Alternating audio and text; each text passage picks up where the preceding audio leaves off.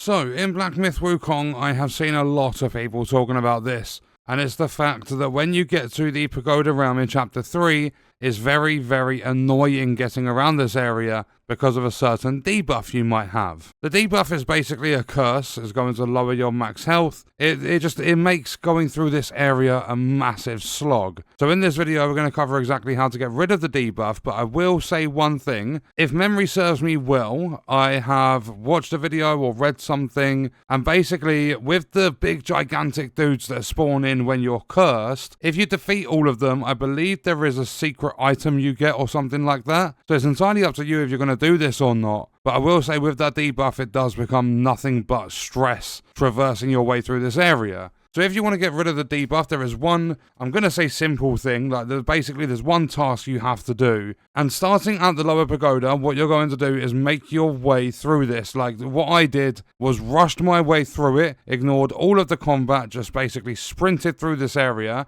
And when you make it through the Pagoda Realm lower pagoda, you get to the upper pagoda, you eventually find your way to the Manny Will. So when we are at the Manny Will, it's like basically just on top. You've got to just run your way around the inside of that pagoda.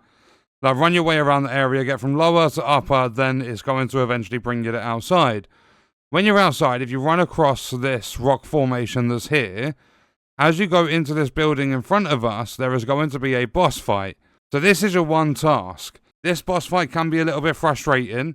You basically just want to smack the legs over and over again. But once you have defeated the boss fight, you are then going to be able to go through all of the Pagoda Realm without that stupid debuff going off. And there are other bosses and stuff within that area, so I highly recommend taking this boss down, but you do have to bear in mind that there is the possibility of you losing out on a rare item, secret item, whatever you want to call it, if you disable this debuff early. So what I recommend, especially if you're planning to play through the game more than once, like if you want to go through to New Game Plus and stuff, I recommend on your first playthrough, rush through the area, get rid of the debuff, take all the bosses down, level up, get all your fancy gear and everything.